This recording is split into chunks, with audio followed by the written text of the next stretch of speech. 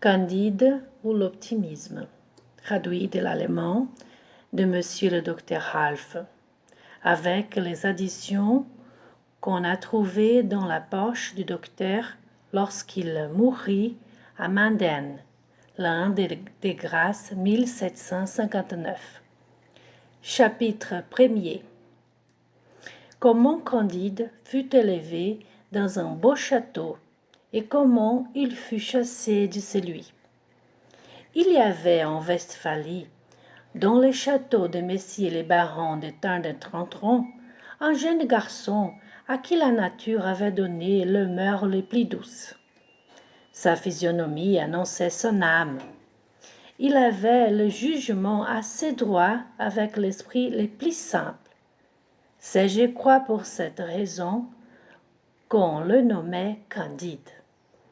Les anciens domestiques de la maison soupçonnaient qu'il était fils de la sœur de monsieur le baron et d'un bon et honnête gentilhomme du voisinage, que cette demoiselle ne voulut jamais épouser parce qu'il n'avait pu prouver que 71 quartiers et que le reste de son arbre généalogique avait été perdu par l'injure du temps. Monsieur le baron était un des plus puissants seigneurs de la Westphalie, car son château avait une porte et des fenêtres. Sa grande salle même était ornée d'une tapisserie. Tous les chiens de ces basses cours composaient une meute dont les besoins. Ces paléphréniens étaient ses piqueurs. Les vicaires du village étaient son grand aumônier. Il l'appelait tout monsieur monseigneur, et il riait quand il faisait des comptes. Madame la baronne, qui pesait environ 350 livres, s'attirait par là une très grande considération et faisait les honneurs de la maison avec une dignité qui la rendait encore plus respectable. Sa fille Cunégonde, âgée de 17 ans, était haute en colère, fraîche, grasse, appétissante. Les fils du baron paraissaient en tout dignes de son père. Le précepteur Pangloss était l'oracle de la maison, et le petit Candide écoutait ses leçons avec toute la bonne foi de son âge et de son caractère. Pangloss enseignait la métaphysico-théologo-cosmolonigologie. Il prouvait admirablement qu'il n'y a point d'effet sans cause, et que dans ce meilleur des mondes possibles, les châteaux de monseigneur les barons étaient les plus beaux des châteaux, et madame la meilleure des baronnes possibles. Il est démontré, disait-il, que les choses ne peuvent être autrement, car tout étant fait pour une fin, tout est nécessairement pour la meilleure fin. Remarquez bien que les nez ont été faits pour porter des lunettes. Aussi avons-nous des lunettes. Les jambes sont visiblement instituées pour être chaussées, et nous avons des chausses. Les pierres ont été formées pour être taillées et pour en faire des châteaux. Aussi monseigneur a un très beau château. Les plus grands et baron de la Provence doit être le mieux logé. Et les cochons étant faits pour être mangés, nous mangeons du porc toute l'année.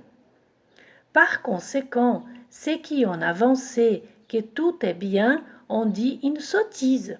Il fallait dire que tout est au mieux.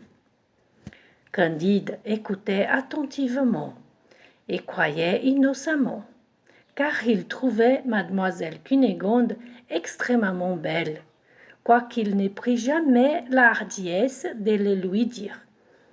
Il concluait qu'après le bonheur d'être né baron de Tintern, le second degré de bonheur était d'être mademoiselle Cunégonde, le troisième de la voir tous les jours, et le quatrième d'entendre maître Pangloss, les plus grands philosophes de la province, et par conséquent de toute la terre. Un jour, Cunégonde, en se promenant auprès du château, dans un petit bois qu'on appelait parc, vit entre les broussailles le docteur Pangloss qui donnait une leçon de physique expérimentale à la femme de chambre de sa mère, petite, brune, très jolie et très docile. Comme mademoiselle Cunégonde avait beaucoup de disposition pour les sciences, elle observa sans souffler les expériences réitérées dont elle fit témoin. Elle vit clairement la raison suffisante du docteur, les effets et les causes, et s'en retourna tout agitée, toute pensive, toute remplie du désir d'être savante, songeant qu'elle pourrait bien être la raison suffisante du jeune Candide, qui pouvait aussi être la sienne. Elle rencontra Candide en revenant au château, et rougit. Candide rougit aussi. Elle lui dit bonjour d'une voix entrecoupée, et Candide lui parla sans savoir ce qu'il disait. Le lendemain, après dîner, comme on sortait des tables, Cunégonde et Candide se trouvèrent derrière un paravent. Cunégonde laissa tomber son mouchoir. Candide le ramassa. Elle lui prit innocemment la main.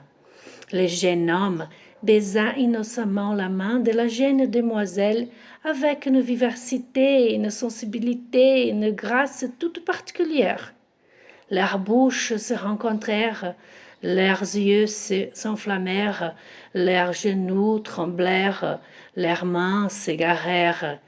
Monsieur le baron de Tondre-Trantron passa auprès du paravent, et voyant cette cause et cet effet, chassa Candide du château à grands coups de pied dans le derrière. Cunégonde s'évanouit. Elle fut souffletée par madame la baronne dès qu'elle fut revenue à elle-même, et tout fut consterné dans les plus beaux et les plus agréables des châteaux possibles.